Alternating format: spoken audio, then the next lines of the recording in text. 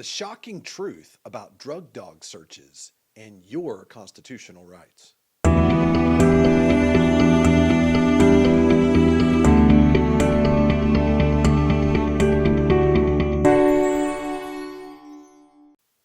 Hi, I'm Jeff Hampton with the Hampton Law Firm.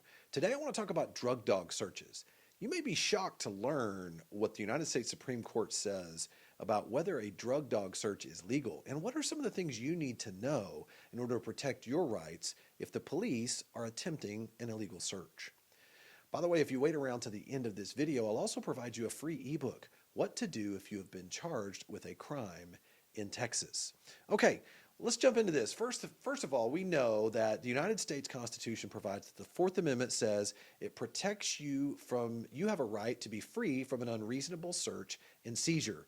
Now, one of the tools that law enforcement uses, we all know how this works. They come to you and they really want to talk to you. Maybe they want to search, and they first want to ask you if you'll just consent to the search. If you won't consent to the search, then what they do is they use drug dogs as a tool to try to establish probable cause so that they can continue on with what they're going after, whatever they want to search for, right? So drug dogs are pretty normal nowadays, Yeah, we see it all the time. They're at airports. There'll be stops that take place. You see them at sporting events sometimes, security events, things that take place. And so normally, though, without an emergency circumstance, an officer must have probable cause to search a person's belongings, such as their car or their house. Now, drug dogs are used by law enforcement in order to do just that, just to establish probable cause. So I say that here's the key, and we're going to get into this in a second, but if a drug dog if that search violates your Fourth Amendment rights, your criminal defense attorney can file what's called a motion to suppress to show that that search was illegal. And as a result of that, whatever was gathered as part of that search, whether it's drugs, whether it's a weapon, whether it's something else, that could be a basis of it being thrown out because that would now be illegally seized evidence, okay? Now, let's first talk about a couple of ways to attack a drug dog search. Is number one, to attack the drug dog's activity itself. What if you want to attack the way that the drug dog is actually doing and performing the search?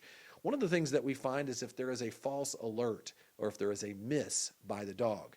You have to be careful of this because if the dog does not alert, here's what happens. If the dog doesn't alert, officers cannot search unless some other factor such as smell will give them separate independent probable cause.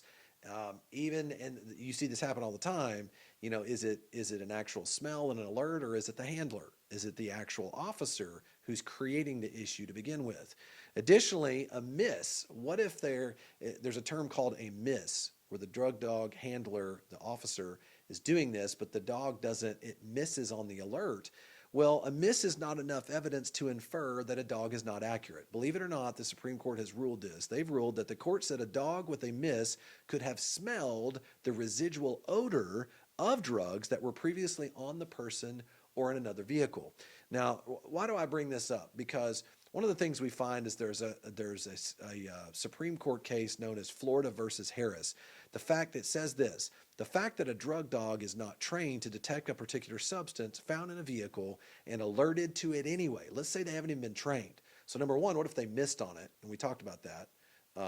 That if it still ends up being found, the court says that there can be a residual odor to it, that if it ends up coming back and misses and alerts on it later, that's one way to get around it. But then also, what if they haven't been trained? What if these dogs haven't even been sufficiently trained on the substance that it found, but they alerted on it anyway? That is not enough, according to the court, to dismiss that dog's reliability or the probable cause as a basis for alerting on it for that police officer.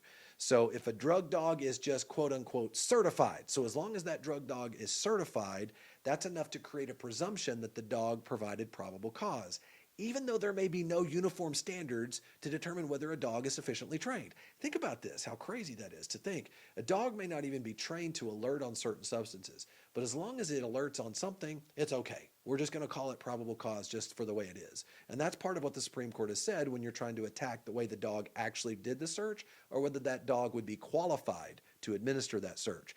So in Harris, here's what happened. In Florida versus Harris, the driver refused to give officers permission to allow drug dogs to sniff the car while he was pulled over for a routine traffic stop. And the officers walked a drug dog around the car anyway. Of course, the dog ends up alerting to some type of substance. The officers then search his car. They find a drug, and that ended up being arguable as something that is a supply for methamphetamine. The particular dog the officers used to sniff the car was trained to detect other substances, but not this substance. And so obviously in court, he argued at trial that the dog's alert was a false alert because he wasn't even trained in order to be able to determine what that substance was to begin with. Well, that raises a couple of problems, doesn't it? One of the first problems it raises is there's a lack of uniformity in training of these police dogs. That in pretty much every state it's done differently. It's not always done properly. Dogs are not trained on all these types of drugs. And then honestly, here's the next problem with it is what about the inaccuracy of drug dog results? Here's a few things. Only 44% in a Chicago Tribune study, they found that only 44% of dog alerts led to the discovery of actual paraphernalia or drugs. Now, this brings up a couple of issues. One, why could this be the case?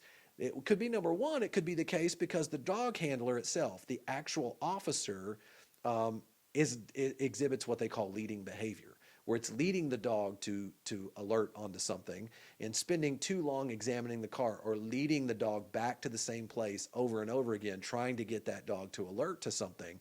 That can do what? That can lead to false alerts, because if you have the dog continuing to go back over and over again, it can lead to a false alert. But here's the other thing. Dogs want to please their master. It's just the way it is. So the dog wants to make the officer happy, and he has a relationship with him. So what ends up happening is the desire to make the master happy and to receive the treat or whatever else that would happen. And sometimes these officers do that after it's over with. They praise the dog, right? They praise the dog for the behavior and what they did. And what ends up happening is it outweighs their sniffing capabilities. Essentially, they end up alerting just because they want to please their master. And here's an example of this. It can lead to racial profiling. One example that we find in the Chicago Tribune, the accuracy of dog alerts for Hispanic drivers was 27%, which was even lower than the 44% on the average of the overall rate. And what does that mean? Essentially, you could infer that this means that dogs in these cases were picking up on cues from their handler because that officer believed that this person would have drugs. So they continue to bring that dog back over and over and over again. So now only 27% of the time is it accurate at all. I mean, horrendous rates of accuracy, but yet still being able to be used as probable cause in a case. So how do you attack this? Why does this matter? Well, here's where it matters the most. Let's say the police officer comes to you and pulls you over on the side of the road and wants to have you consent to search. What do you do there? Well, here's the reality of it. If the police officer pulls you over, let's say for reasonable suspicion for a traffic violation, but they're really trying to get to what's in your vehicle, one of the first things they're going to do is ask you, can you please give me consent to search your vehicle? And if you say yes and you give them consent, it cures everything. In other words, it doesn't matter what they need. They don't need a drug dog. They don't need anything. They can tear your car apart and search what they need if you consent for them to do that. So number one, it's really important. What do you have to gain by consenting in that situation? If you do consent, they don't need anything else. And so unless an officer already has probable cause, they would need your permission to search your vehicle or to allow a drug dog to sniff the outside of your car. So if he's asking for permission to do either one of these things, you understand if you provide it to him, you've basically given him the keys to be able to do exactly that. Now, one of the things that we find, though, let's talk about drug dogs and traffic stops in this particular instance. So in Rodriguez versus United States, here's what it says. It's a U.S. Supreme Court case that says unless police have reasonable suspicion of a crime, it is an unconstitutional seizure for them to extend, it's really important, to extend a legal traffic stop in order to conduct a dog sniff. What does that mean? Let's say an officer pulls you over for speeding, okay? Now look, it is illegal for him to keep you sitting there on the side of the road for an hour or 2 hours in order to do a dog sniff if all he had to do is write you a ticket and send you on your way. Okay, so that it's very clear, dog sniffs at a traffic stop are considered searches within the Fourth Amendment that require probable cause. And police cannot use a drug dog to obtain that probable cause unless they already have reasonable suspicion. So here's the key. police authority for holding up your vehicle ends the moment they've finished the task for the traffic violation. So let's say they write you your ticket. The moment they've written you your ticket, their authority to continue to extend that search begins to end at that point. And in other words, if it only takes 20 minutes or 10 minutes to provide you a speeding ticket, them holding you beyond that period of time would now be seen unreasonable. Okay, now that's really important because that's the context for which you would want to attack a case like this for a traffic stop. Is did they already have a dog? If the dog wasn't already there and you have to wait for them to call it in, that's where you're looking to attack this because an unreasonable amount of time may have passed, and that may now be a violation of your Fourth Amendment. Okay. Now, what about drug dogs and airport luggage? Well, under the United States versus Place, that letting a dog sniff a piece of luggage at the airport is not even actually a search under the Fourth Amendment. So the police don't need probable cause or a warrant to do any of that. So that's legal. And then the last thing I wanted to cover with you is what about drug dogs and your home? Well, now there's another case on this, Florida versus Jardines, which is basically says that an officer needs probable cause to bring a drug dog up onto your porch and up to your front door. There must already be probable cause before they bring that drug dog up to your house. And the reason why is the courts did at least give some enhanced protection to someone's home against search and seizure. So a person has the right to some reasonable expectation of privacy when it relates to their home, and this extends to the immediate area around the house, known as curtilage, which is like your porches, your gardens, and all that. So the police can't just show up and start bringing drug dogs around your house.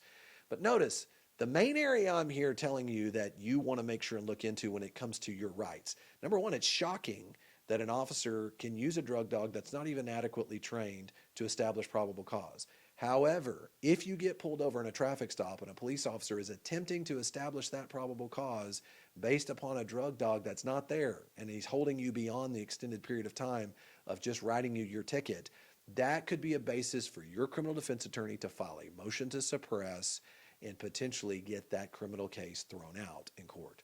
Okay, now listen, I hope this has been helpful for you.